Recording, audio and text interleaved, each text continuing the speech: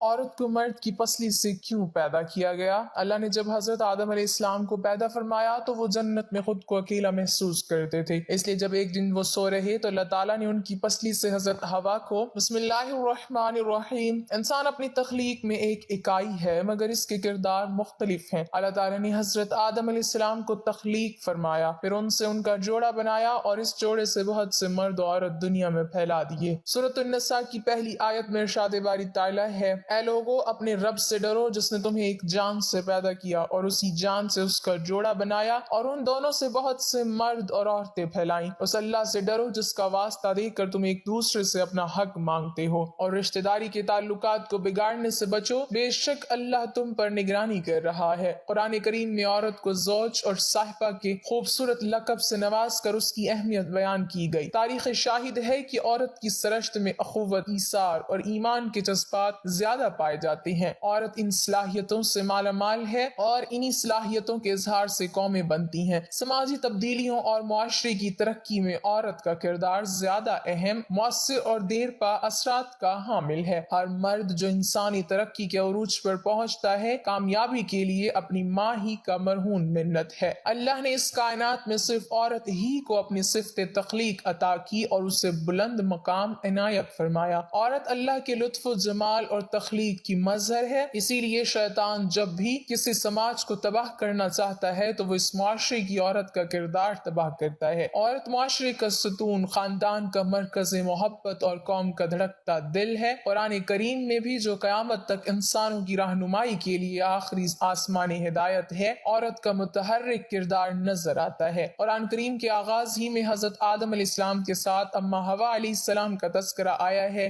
دونوں نے ایک ساتھ جنت میں زندگی بسر کی، پھر شیطان کی چالوں کا شکار ہوئے، دونوں نے توبہ کی اور انہیں زمین پر اتارا گیا۔ قرآن کریم اپنی آیات میں مرد اور عورت دونوں کا یکساں طور پر ذکر کرتا ہے کہ دونوں نے اپنی جانوں پر ظلم کیا اور دونوں کو اللہ نے توبہ کا سلیقہ سکھایا، اور ہم نے کہا اے آدم تم اور تمہاری بیوی جنت میں جا کر رہو اور اس میں جو چاہو اور جہاں سے چاہو کھاؤ اور اس درخت کے نزدیک نہ جاؤ، ظالموں میں سے ہو جاؤ گے۔ اس نے تمہیں ایک جان سے پیدا کیا، پھر اس نے اس سے اس کی بیوی بنائی اور تمہارے لیے 8 نر اور مادہ چوپایوں کے پیدا کیے۔ وہ تمہیں تمہاری ماں کے پیٹوں میں ایک کیفیت کے بعد دوسری کیفیت پر 3 اندھیروں سے بناتا ہے۔ یہی اللہ تمہارا رب ہے، اسی کی بادشاہی ہے، اس کے سوا کوئی معبود نہیں، پس تم کہاں پھرے جا رہے ہو؟ وہ وہی ہے جس نے تمہیں ایک جان سے پیدا کیا اور اسی سے اس کا جوڑا بنایا تاکہ اس سے آرام پائے۔ پھر جب میاں نے بیوی سے تعلق قائم کیا تو اسے ہلکا سا حمل رہ گیا، پھر اسے لیے پھرتی رہی، پھر جب وہ بوجھل ہو گئی تب دونوں میاں بیوی نے اپنے مالک اللہ سے دعا کی کہ اگر آپ نے ہمیں صحیح سالم اولاد دے دی تو ہم ضرور شکر گزار ہوں گے۔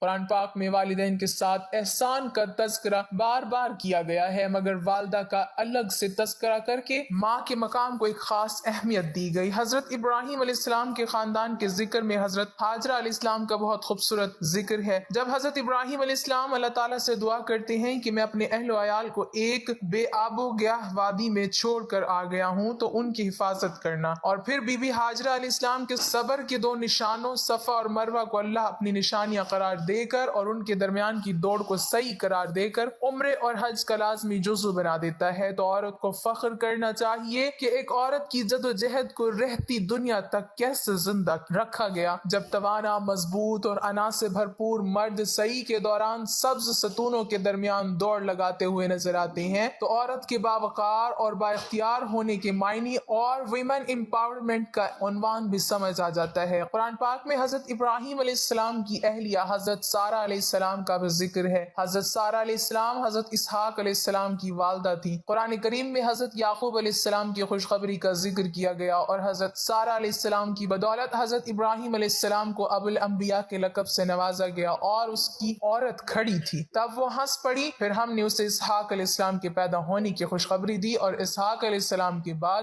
یعقوب علیہ السلام کی۔ پھر ان کی بیوی شور مچاتی آگے بڑھی اور اپنا ماتھا پیٹ کر کہنے لگی کیا بڑھیا بانجھ جنے گی؟ قرآن کریم میں 20 مختلف مقامات پر حضرت مریم علیہ السلام کا ذکر موجود ہے۔ ان کے ذکر سے پہلے ان کی والدہ کا ذکر آتا ہے کہ زوجہ عمران نے نظر مانی کہ بیٹا معبد کی نظر کروں گی، مگر بیٹی پیدا ہو گئی اور تاریخ میں پہلی بار یہ ہوا کہ ایک بچی کو معبد کی نظر کر دیا گیا۔ اس ایک فیصلے نے تاریخ کا دھارا بدل دیا اور حضرت مریم علیہ السلام تولد ہوئیں جو آنے والے زمانوں کی عورت کے لیے مشعل راہ بنی۔ حضرت مریم علیہ السلام وہ خوش بخت خاتون ہے جن کے نام گرامی پر قرآن کریم کی پوری ایک سورت ہے۔ حضرت مریم علیہ السلام کی ایک صفت یہ بھی ہے کہ قرآن پاک میں حضرت عیسیٰ علیہ السلام کا نام ان کی ماں کے ساتھ آیا ہے کیونکہ ان کے والد ہی نہیں تھے۔ حضرت عیسیٰ علیہ السلام نے ماں کی گود ہی میں اپنی ماں کی پاکیزگی بیان کی اور وہ عورت جس نے اپنی عصمت محفوظ رکھی، پھر ہم نے اس میں اپنی روح پھونک دی اور اسے اور اس کے بیٹے کو جہان کے لیے نشانی بنایا۔ مریم علیہ السلام کا بیٹا مسیح تو صرف ایک پیغمبر ہی ہے، اس سے پہلے اور بھی پیغمبر گزر چکے ہیں، اور اس کی ماں سچی ہے، وہ دونوں کھانا کھاتے تھے۔ دیکھو ہم انہیں کیسی دلیلیں بتلاتے ہیں، پھر دیکھو وہ کہاں الٹے جاتے ہیں۔ حضرت مریم علیہ السلام جب بیت المقدس کی خدمت میں مصروف رہیں تو ان کے پاس مختلف بے موسم کے پھل پائے جاتے۔ حضرت زکریا علیہ السلام نے یہ پھل دیکھے تو اللہ سے دعا کی، اگرچہ میری بیوی بانجھ ہے اور میں بوڑھا ہو گیا ہوں، مگر تو اولاد دینے پر قادر ہے۔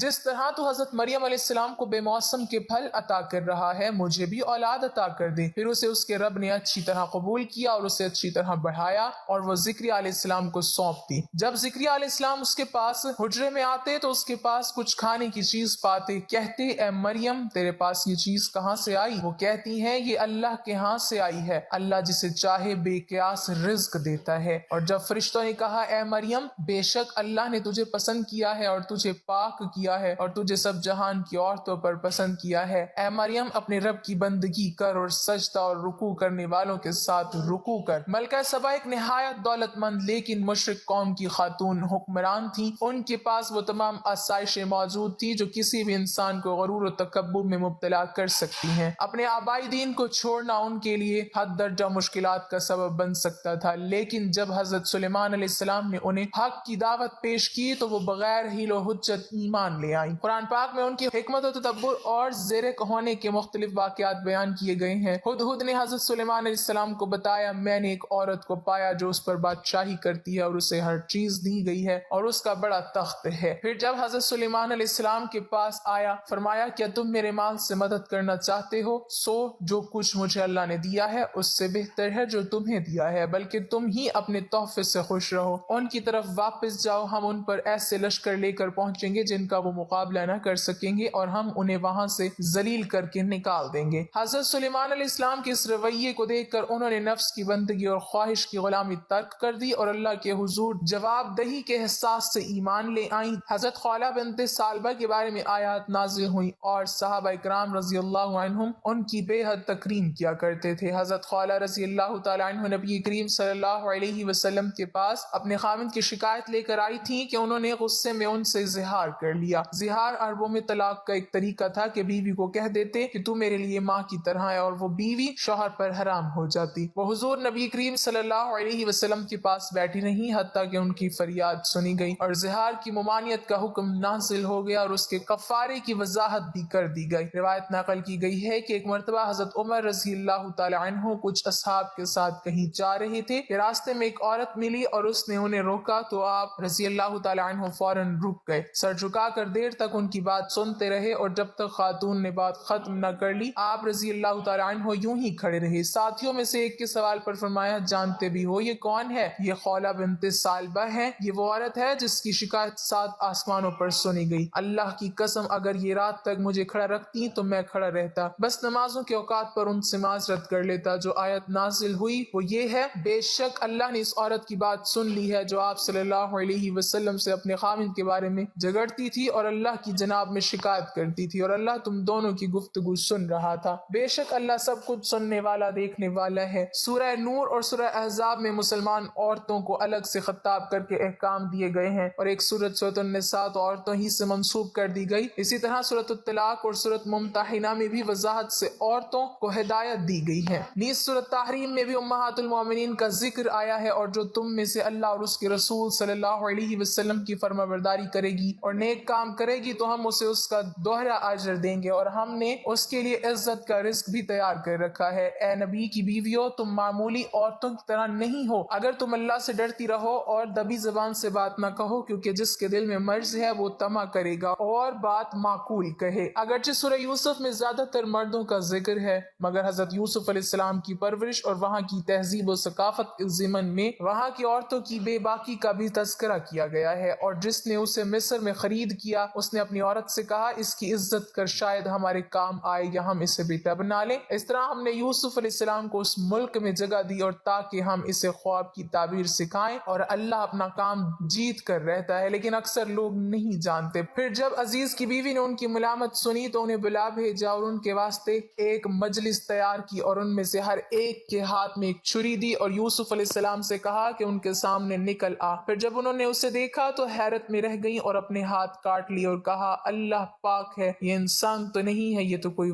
بزرگ فرشتہ ہے۔ قرآن کریم اور احادیث مبارکہ میں حضرت آسیہ کا تذکرہ موجود ہے۔ یہ خوش بخت خاتون کی حیثیت سے تاریخ میں زندہ جاوید ہو گئی، اور اللہ ایمانداروں کے لیے فرعون کی بیوی کی مثال بیان کرتا ہے جب اس نے کہا کہ اے میرے رب، میرے لیے اپنے پاس جنت میں ایک گھر بنا اور مجھے فرعون اور اس کے کام سے نجات دے اور مجھے ظالموں کی قوم سے نجات دے۔ حضرت عائشہ صدیقہ رضی اللہ تعالی عنہ کی وجہ سے 2 دفعہ قرآن کریم میں احکام نازل ہوئے۔ ایک دفعہ ان کے گلے کا ہار ٹوٹا تو قافلے کو دیر ہو گئی اور پانی نہ ملنے کی وجہ سے تیمم کی اجازت مل گئی، اور دوسری دفعہ واقعہ افق میں ان کی مراد سے تعلق وہی نازل ہوئی۔ پوری 10 آیات حضرت عائشہ کی پاکیزگی کے بارے میں نازل ہوئی، اور جب تم نے اسے سنا تھا تو کیوں نہ کہہ دیا کہ ہمیں تو اس کا منہ سے نکالنا بھی لائق نہیں۔ یہ بڑا بہتان ہے۔ اللہ تمہیں نصیحت کرتا ہے کہ پھر کبھی ایسا نہ کرنا اگر تم ایماندار ہو، اور اللہ تمہارے لیے آیتیں بیان کرتا ہے اور اللہ جاننے والا حکمت والا ہے۔ بے شک جو لوگ چاہتے ہیں کہ ایمانداروں میں بدکاری کا چرچا ہو، ان کے لیے دنیا اور آخرت میں دردناک عذاب ہے، اور اللہ جانتا ہے اور تم نہیں جانتے۔ اور اگر تم پر اللہ کا فضل اور اس کی رحمت نہ ہوتی تو کیا کچھ نہ ہوتا، اور یہ کہ اللہ نرمی کرنے والا مہربان ہے۔ اے ایمان والو، شیطان کے قدموں پر نہ چلو، اور جو کوئی شیطان کے قدموں پر چلے گا سو وہ تو اسے بے حیائی اور بری باتیں ہی بتائے گا، اور اگر تم پر اللہ کا فضل اور اس کی رحمت نہ ہوتی تو تم میں سے کوئی کبھی بھی پاک صاف نہ ہوتا، اور لیکن اللہ جسے چاہتا ہے پاک کر دیتا ہے، اور اللہ سننے والا جاننے والا ہے۔ اور تم میں سے بزرگی اور کشائش والے اس بات پر قسم نہ کھائیں کہ رشتہ داروں اور مسکینوں اور اللہ کی راہ میں ہجرت کرنے والوں کو نہ دیا کریں، اور انہیں معاف کرنا اور درگزر کرنا چاہیے۔ کیا تم نہیں چاہتے کہ اللہ تمہیں معاف کر دے؟ اور اللہ بخشنے والا نہایت رحم والا ہے۔ جو لوگ پاک دامنوں بے خبر ایمان والیوں پر تہمت لگاتے ہیں، ان پر دنیا اور آخرت میں لعنت ہے اور ان کے لیے بڑا عذاب ہے۔ جس دن ان پر ان کی زبانیں اور ان کے ہاتھ پاؤں گواہی دیں گے جو کچھ وہ کیا کرتے تھے، اس دن اللہ انہیں انصاف سے پوری جزا دے گا، اور جان لیں گے بے شک اللہ ہی حق بیان کرنے والا ہے۔ ناپاک عورتیں ناپاک مردوں کے لیے ہیں، اور ناپاک مرد ناپاک عورتوں کے لیے ہیں، اور پاک عورتیں پاک مردوں کے لیے ہیں، اور پاک مرد پاک عورتوں کے لیے ہیں۔ وہ لوگ اس سے پاک ہیں جو یہ کہتے ہیں، ان کے لیے بخشش اور عزت کی روزی ہے۔ حضرت موسیٰ علیہ السلام سے وابستہ خواتین کا تذکرہ قرآن کریم میں حضرت موسیٰ علیہ السلام کی نسبت سے ان کی والدہ، بہن قوم شعیب علیہ السلام کی 2 بیٹیوں اور فرعون کی اہلیہ حضرت آسیہ کا تذکرہ ملتا ہے۔ حضرت موسیٰ علیہ السلام کو دریا میں پھینکنے کے بعد ان کی والدہ نے بیٹی کو ان کے پیچھے جانے کا حکم دیا، اور اس معصوم بچی نے اس کمال کے ساتھ اپنے بھائی کی نگرانی کی کہ فرعون کے محل میں سب کو قائل کر لیا کہ ایک گھرانہ ہے جس کی خواتین بچوں کو دودھ پلاتی ہیں، میں انہیں لے کر آتی ہوں، اور یوں اپنی ماں اور بھائی کو آپس میں ملا دیا۔ حضرت موسیٰ علیہ السلام کی زندگی میں عورت کا اہم اور متحرک کردار ہر اہم مرحلے پر نظر آتا ہے۔ پہلے والدہ نے انہیں دریا میں ڈالا، پھر بہن نے رکھوالی کی، فرعون کی بیوی حضرت آسیہ نے پرورش کی، پھر وہ جب فرعون کے محل سے ایک بے آب